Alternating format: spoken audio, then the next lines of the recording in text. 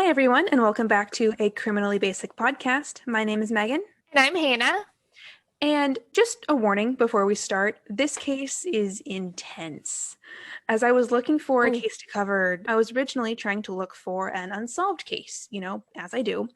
Mm. But I stumbled upon this one and I just knew that I had to talk about it because this case hits on several of my biggest fears Oh all wrapped up gosh. in one. Yeah. So from home invasions to Oh. being buried alive.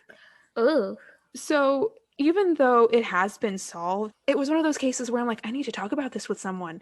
And y'all are that someone, so congratulations. Let's go down, let's go down this rabbit hole of Megan's biggest fears here. Let's do it. So the first of my biggest fears is a home invasion. You're sitting there, you're settling in for the night when you hear a knock at your door. Now, I usually don't answer unexpected knocks at my door even when it's daytime because Same. serial killers, I don't know. Yeah. But on February 17th, 2002, a 54-year-old man by the name of Forrest Bowyer decided to open the door. Forrest, who went by Butch, was a single dad who owned a used car lot and lived with his 12-year-old son Brett in Phoenix City, Alabama.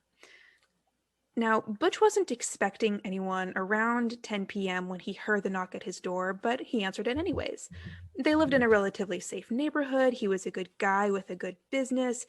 He really had no reason to think that the person on the other side of the door was in any way sinister. So, according to court records found on FindLaw.com, he opens the door and is greeted by two men who present themselves as narcotics officers. They flash him a warrant and say that they are arresting him for drugs possession. Butch denies this over and over, but the two men aren't having any of it. They take him out to their car, which is white, and it looks like it could be an undercover cop car to the Mm-hmm. untrained eye. It has a safety barrier in there as well, so, it makes sense. Mm-hmm. They also take his son Brett with them and put him in the back of the vehicle next to his handcuffed father.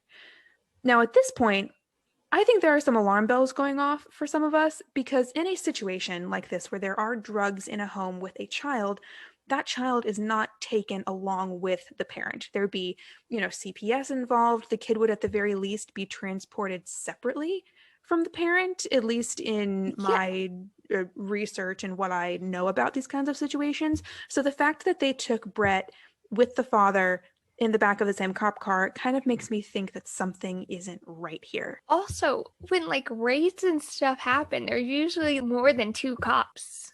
Yes, exactly.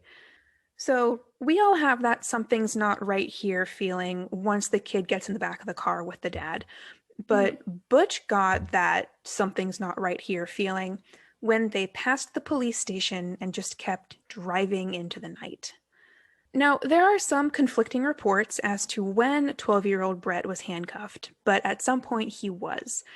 According to court documents, the two men take a terrified Butch and Brett to a remote construction site where they begin to question Butch about some money that they think he has. See, the Boyers were not targeted just out of the blue. One of the two men had actually worked for Butch in the past and believed that he had a safe containing $100,000. Butch did have money, not $100,000, but he No. agrees to go back and get it for them. Mm-hmm. So they all pile back into the car and go back to the Bowyer home to get the money, which I've seen some conflicting reports, some saying $37,000 all the way up to $47,000, but somewhere in that range, they get the money. Unfortunately, the two men did not plan on letting Butch and his son live. They forced Oh. them back in the car and returned to the same construction site where they had been earlier that evening. Both Boyers were remaining compliant. One of the men had a gun, and they were not about to do anything that would incur their wrath. Nothing they could have done would have prepared them for what happened next. Here we come to my second fear. This one is a little bit more unlikely to happen in your day-to-day life, but I do think that it's a deep-seated fear that a lot of people share.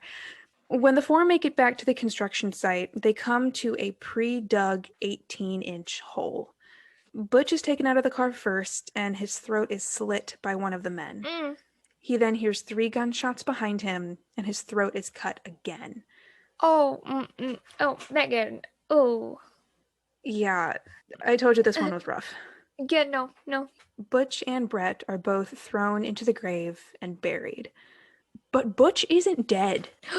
So after the two men leave, he digs himself and his son out, bleeding and literally holding himself together.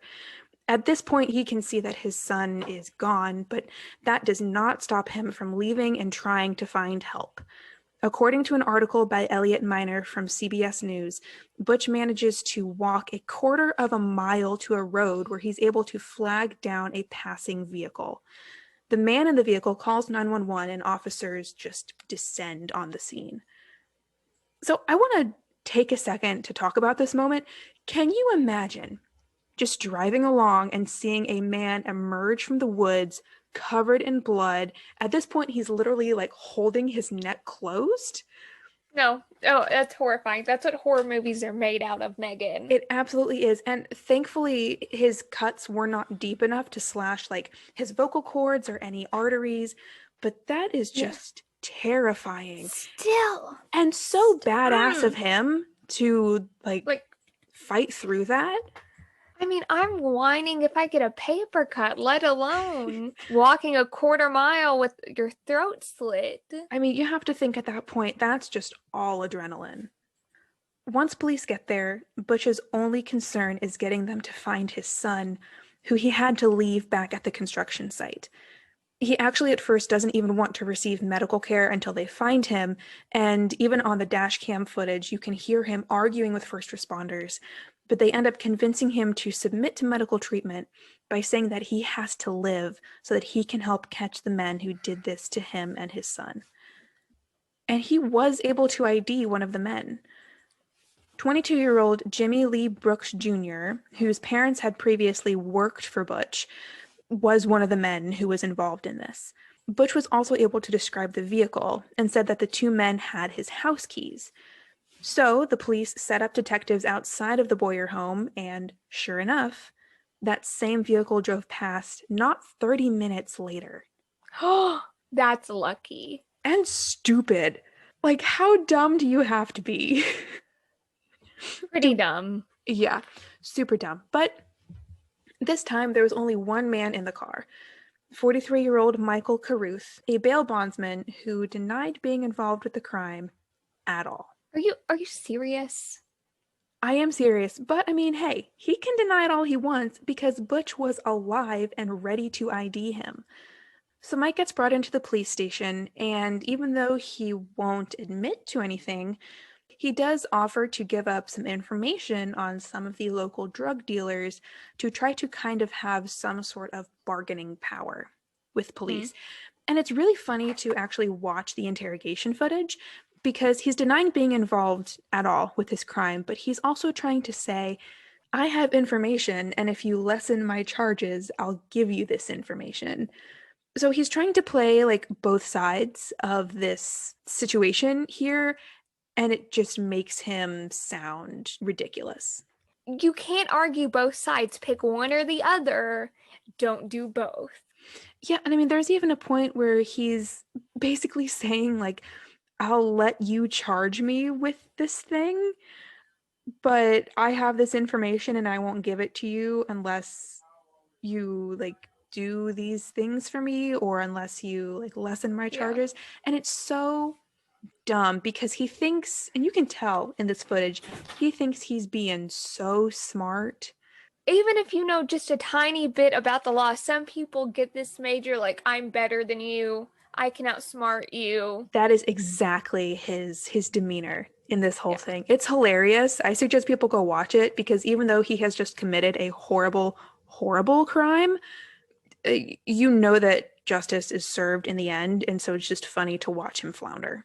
Oh my God, absolutely. Especially like that one lady with that 911 call, the Pam Hupp. Oh my gosh. Help. Help. Help. God. That's the funniest thing ever. Oh, the acting, superb. Superb. Give her an Emmy. Yeah. The man that Butch recognized, Jimmy, was arrested pretty much immediately, and he confessed pretty much immediately. In the interrogation, he states that Mike had been the one to bail him out of jail several months prior. Jimmy did have a police record, but only Mhm. for smaller crimes like breaking into vehicles. He had been a small time criminal up until 2 weeks prior to the Bowyer murder, when he confesses that he and Mike had broken into another family's house and killed two other people. So, 2 weeks prior to this incident with the Boyers, Uh, like legitimately 2 weeks, I think to the day, Mike and Jimmy had broken into the home of Thurman Ratliff and his wife Catherine, who were 68 and 62 respectively. And the motive was the same. It was money. They thought that this elderly couple had money and that they could break in and steal from them and leave no witnesses. So you're probably wondering what the reason for all of this unnecessary murder and attempted murder is. Because yeah. money is one thing, but why all of a sudden did they need all of this money? Yeah. Put simply, weed. Weed? So they have this idea, right? So they want to set up this underground like hydroponic system where they would grow marijuana, but the system and the plants were really expensive, and so they needed thousands of dollars to set all of this up.